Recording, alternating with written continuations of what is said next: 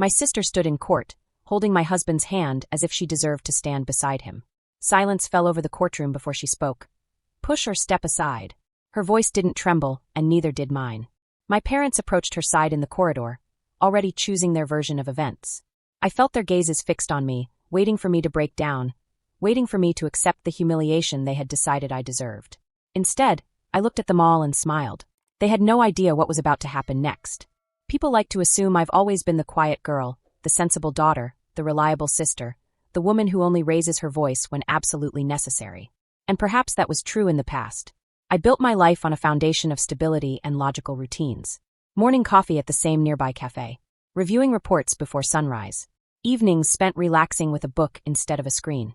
In operations management, order isn't just a tool. It's a necessity for survival. And I understood order well. But family has a profound influence on reshaping who you are, even when you're listening to them.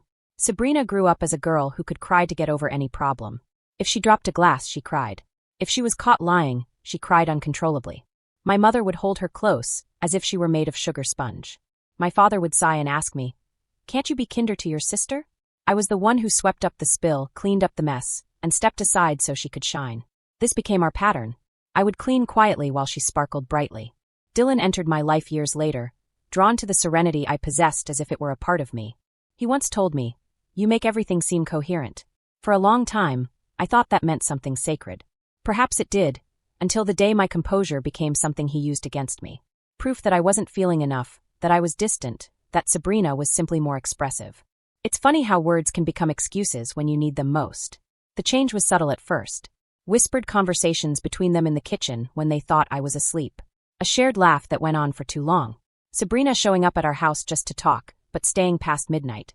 Dylan defending her at every opportunity. I'd find her perfume in the guest bathroom, and convince myself she'd overdone it. I'd open the laundry and see a shirt I didn't recognize, and Dylan would shrug as if it wasn't worth discussing. Then came the family dinners, the ones where Mom looked at Sabrina with a tenderness she never showed me. And Dad would ask Dylan if he was okay with all the pressure Natalie was putting on herself. I sat there, my fork dangling in the air, aware that the story was shifting and that I hadn't been invited into the writer's room. When Sabrina announced her pregnancy, she cried. Of course she cried. And my mother hugged her quickly, in a manner that seemed almost staged. Dylan stood behind her, his hand on her shoulder. No one looked at me, not once. And in that strange, suspended moment, I realized that the betrayal hadn't begun with the affair. It had begun long before, with every moment my family chose comfort over truth. I wasn't angry yet. I was simply waking up. In the weeks following the announcement of Sabrina's pregnancy, I felt as though I were walking through a house where everything had been turned upside down overnight. Nothing seemed wrong at first glance, but every detail was distorted. My mother called more often, not to check on me, but to tell me how fragile Sabrina was. My father suggested I take it easy at work, as if the stress weighing me down had something to do with spreadsheets. Dylan played his part with almost elegant restraint. He never said I was unstable. He only hinted at it in the quiet, cautious tone people use when building a case. "She's been incredibly exhausted lately," he said to my parents at dinner, knowing I was listening. "It's been a tough season," he added with a sigh, as if the entire weight of my existence rested on his broad, caring shoulders. Sabrina nodded beside him, her eyes lowered just enough to look worried, but not enough to hide her contentment. I have mastered this acting technique over the years. Then the story began to change. Sabrina told my mother she'd cried at work, snapped at the waiter, and missed an appointment. None of it was true, but the truth didn't matter. Not when my family had already decided on a particular version of events. One night my mother called, her voice filled with concern. "We're worried about you, darling. Dylan's doing his best, but you need support." That was the first time I realized they'd changed my role in the family script. I was no longer the calm, collected one. I was the problem that needed solving. The real turning point came in an ordinary white envelope slipped under my apartment door. A summons to appear in court for a child support hearing. I read it twice, then a third time, thinking I'd misunderstood, but the wording was clear. Sabrina and Dylan were applying for child support, claiming I was the most stable member of the family, and therefore the most suitable to contribute to the well-being of the child they had secretly conceived. I brought the letter to my parents' house, hoping against all odds to hear disapproval, anger, or even a hint of loyalty. But they stood together in the living room, their faces impassive. "Natalie," my father said, "your financial situation is stable. You can help." My mother folded her arms. "It's not the child's fault. Don't punish an innocent child." When I asked them if they understood what they were supporting, what Sabrina and Dylan had done, Sabrina stepped forward, placing one hand protectively on her stomach, the other reaching for Dylan. "We're building a family," she whispered. "You have two choices, help or step aside." There she was, the first version of the phrase she would later repeat in court. A threat disguised as logic, an order wrapped in gentleness. And at that moment, something stirred within me. Anger didn't surge through me like a wave, but rose steadily and calmly like water finding its level. I didn't shout. I didn't argue. I nodded slowly, feeling everything inside me shift. The story they were writing was almost finished. They had no idea I was about to take back the pen. The night after my parents made their decision, I returned to an apartment that suddenly felt borrowed. Nothing physical had changed. The same eucalyptus candle on the nightstand, the same stack of reports waiting for me on my desk. But the air was thinner, as if the walls were listening. I put my keys down and finally sat on the floor, drawing my knees to my chest. The silence pressed down on me, cold and unwavering. It wasn't grief. Not yet. It was the weight of understanding. They weren't confused.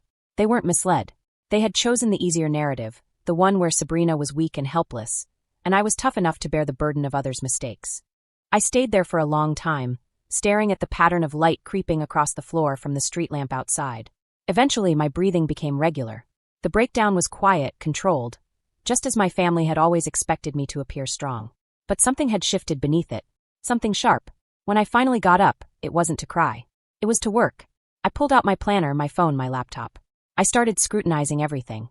Text schedules, call logs, photos. I dug through months of conversations, not looking for pain, but for patterns. And the patterns were there. Crude, careless, arrogant. Messages from Dylan to Sabrina in the hours when he claimed to be traveling. Sabrina telling my mom she'd brought me dinner the night I was out of town for work. My parents praising Doll for supporting the family, while Sabrina, in a separate context, boasted to a friend that she was finally getting the life she deserved. The narrative wasn't just flawed, it was contrived. Around midnight, I heard a soft knock from the house next door. It was my elderly neighbor, Mrs. Whitmore, standing there in her slippers, holding a small glass dish. "I made too much soup," she said. She always said that. We chatted a bit about the weather and the traffic. There was no serious conversation until she hesitated. "I saw Dylan a lot at your sister's house last spring," she whispered. Before all this mess. "I thought you knew." Her words weren't sarcastic, but they were hurtful nonetheless. Even the outside world had seen the truth long before my family acknowledged it. I thanked her, closed the door gently, and sat back down with my notes. As the birds began to move outside, the outlines of a plot began to emerge on my kitchen table. A timeline, a series of contradictions, a string of messages and behaviors that, on their own, made little sense, but together they painted the clearest picture I'd ever seen. Sabrina and Dylan weren't just selfish, they were strategic. And for the first time I realized that I, too, could be strategic. As dawn broke, I gathered everything into a file. Dates, screenshots, notes, statements. Every page a piece of a story they didn't expect me to tell.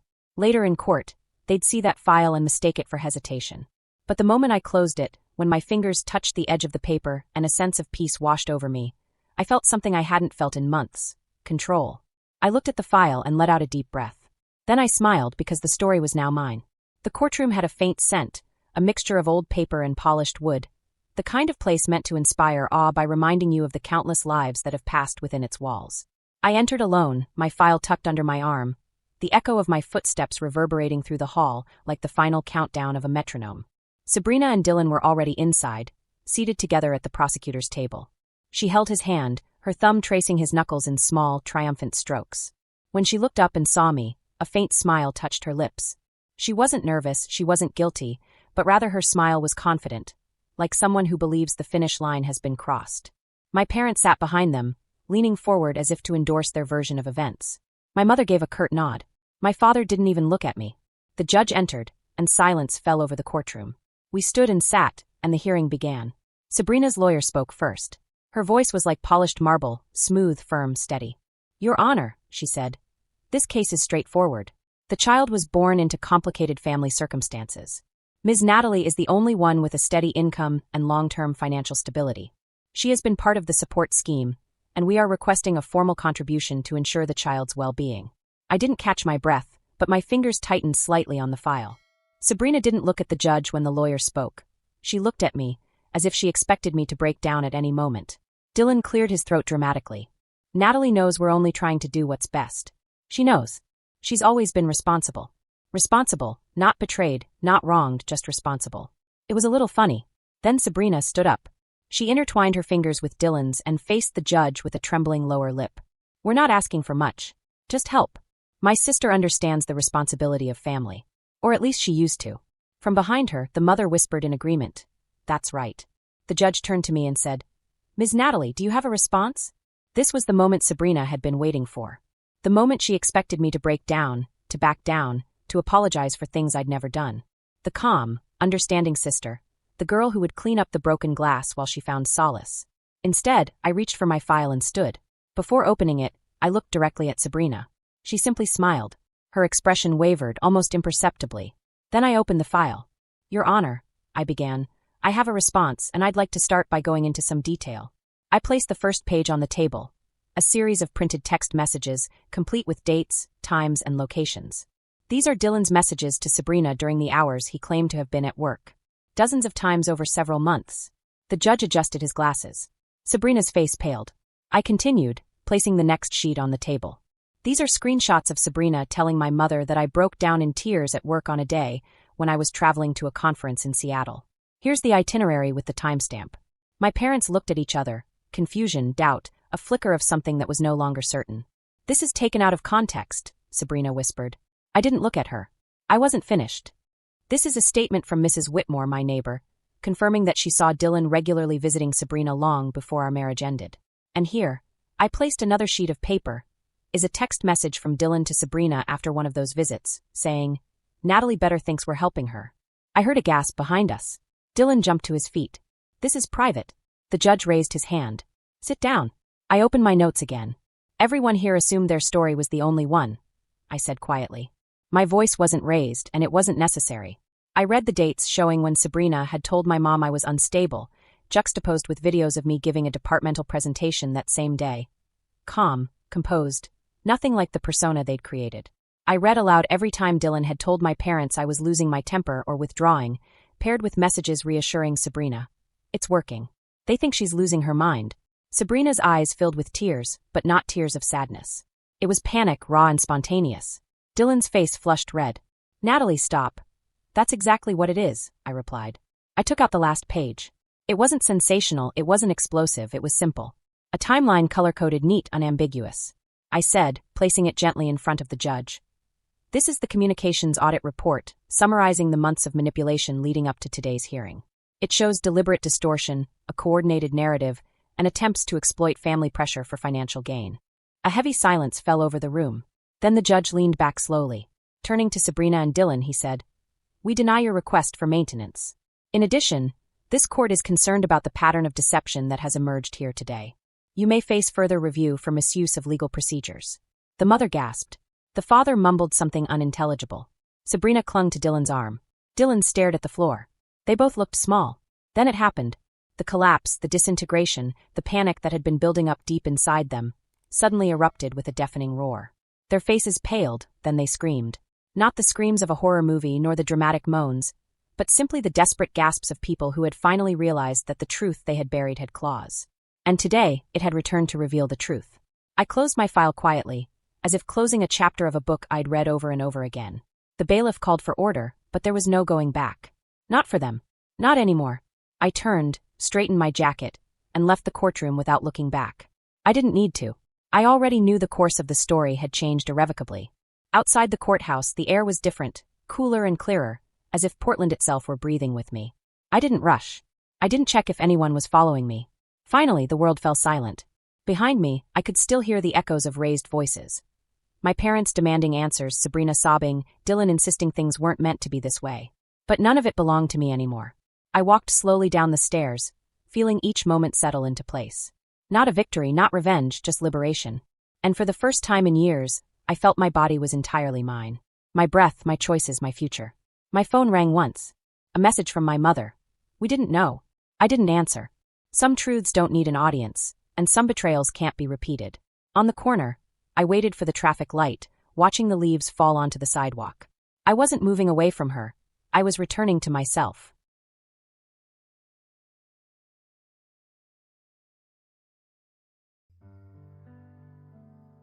अंधेरी दीवारों में खुद को ढूंढता हूँ मैं।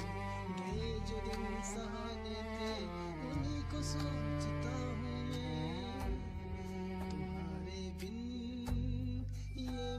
मौसम भी बड़ा बेसर्द लगता है। दिल का हर एक कोना अब बहुत ही दूर बढ़ता है। अंधेरी दीवारों में खुद को ढूंढता हूँ मैं।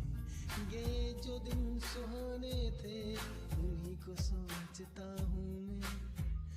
तुम्हारे बिन ये मौसम भी बड़ा सर्द लगता है। दिल का हर एक कोना बहुत ही दर्द भरता है।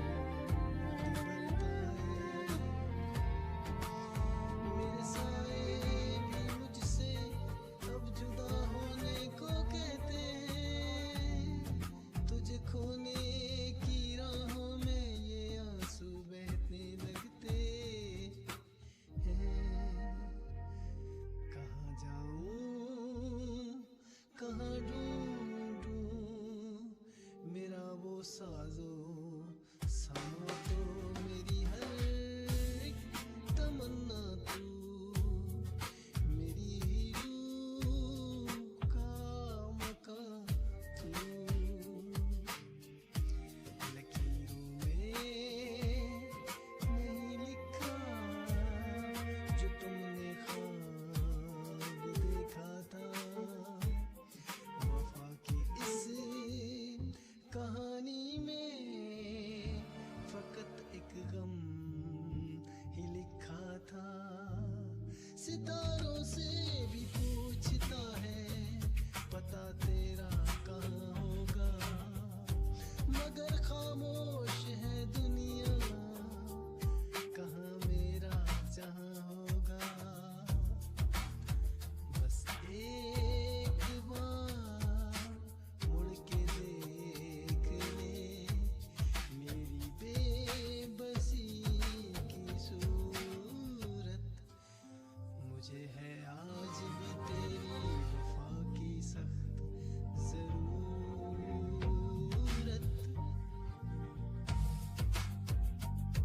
साए मेरे तन्हा सफर बस रह गया दर्द का असर। साए मेरे तन्हा सफर बस रह गया दर्द का असर।